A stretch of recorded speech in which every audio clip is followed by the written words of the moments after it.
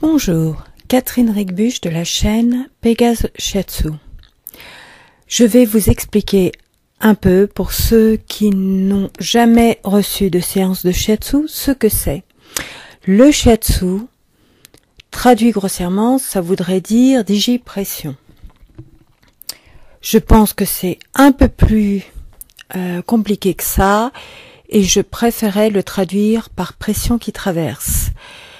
Nous agissons tout le long des méridiens, sur des points d'acupuncture, en traitant globalement le corps, c'est-à-dire que l'on traite la personne des pieds à la tête, même s'il peut y avoir des spécifiques qu'en général on n'utilise pas en première séance, on fait une première séance globale de Shiatsu qu'on appelle le phase 1, phase 2, et qui est un Shiatsu, ça c'est une appellation de l'école Nonindo, qui est un Shiatsu dit familial, parce que plus doux.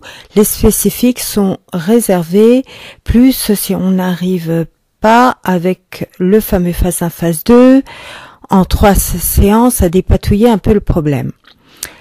Mais en fait, on utilise finalement assez peu les spécifiques, parce qu'en général, oui, on va faire un spécifique dans le général, c'est-à-dire que c'est le fait de faire une pression qui traverse, c'est-à-dire qu'on n'appuie pas, mais au contraire, on essaye d'éviter la plus grande douleur, au maximum tout ce qui est douleur pour le patient.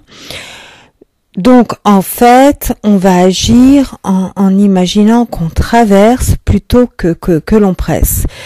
Pour les joueurs de golf qui font le golf, c'est la même différence entre frapper une balle et traverser une balle. En golf, oui, j'ai découvert ça assez récemment.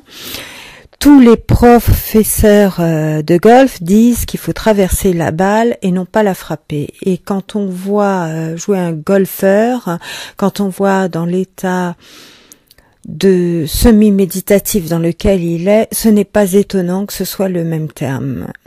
Donc, nous exerçons des pressions à partir du hara. Alors évidemment, les gens un peu plus commerciaux, on les voit beaucoup bouger. On les voit beaucoup se balancer, alors que normalement, avec l'expérience, on balance de moins en moins, c'est de moins en moins perceptible et de plus en plus efficace et de moins en moins douloureux quand on est sur des points tendus. Aussi, il ne faut pas hésiter à nous dire si vous avez des douleurs, même si ça vous fait du bien, on doit pour un maximum de confort pour le patient et donc que ça dure le plus longtemps possible, faire le moins mal possible. J'ai une anecdote à vous conter. Quand j'étais en formation chez Isabelle Lighting, ça c'était pendant l'atelier d'été, elle nous a fait une démonstration. C'est-à-dire que on est elle nous a fait rentrer par un exercice de fixation sur le point qui est une des possibilités de méditation. Elle nous a fait travailler je ne sais pas combien de temps, mais certainement 5-10 minutes ou un quart d'heure, je ne sais pas, parce que le temps n'existe plus en méditation. Toujours est-il que la méditation était tellement forte chez moi que le coussin sur lequel je méditais, j'ai eu l'impression qu'il était grossi comme au microscope. À la fin, j'ai eu cette impression-là. Et juste après, on travaillait par groupe, 2, 3 ou 4. J'étais la première à commencer, juste après la méditation, à pratiquer. Et la personne s'étonnait parce qu'on devait pratiquer sur un point spécifiquement douloureux sur la personne, et la personne s'étonnait, elle ne sentait rien. Donc, on n'est pas toujours dans cet état. Donc, on peut essayer de se mettre le plus possible dans cet état, mais on n'a pas toujours l'opportunité de rentrer en méditation profonde entre les séances. Mais tout ce que l'on peut faire, c'est au moins limiter la douleur. Dès que vous la sentez, vous nous le dites. Vous avez droit de nous dire ce que vous ressentez, et c'est même bien, c'est mieux de nous dire ce que l'on ressent. En général, quand on est un bon praticien et qui pratique sur les chevaux, le cheval est libre de dire son contentement, son mécontentement, tout ce qu'on lui interdit, c'est de passer la porte du box.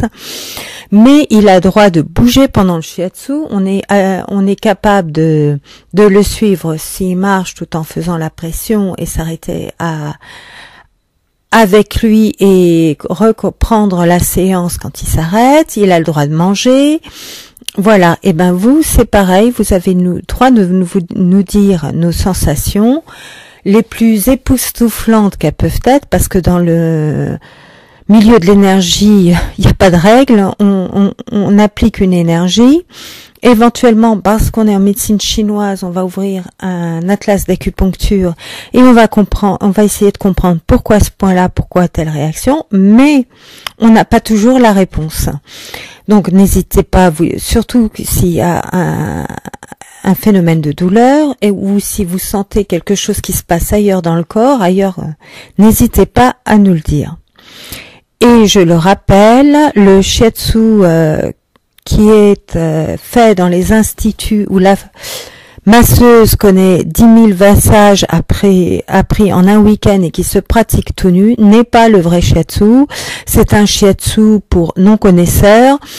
C'est un shiatsu, qui, comme le massage californien, c'est bien pour vous relaxer, mais sitôt que vous vous relevez, il n'y a plus rien, ça ne va pas plus loin. Je vous remercie de votre attention.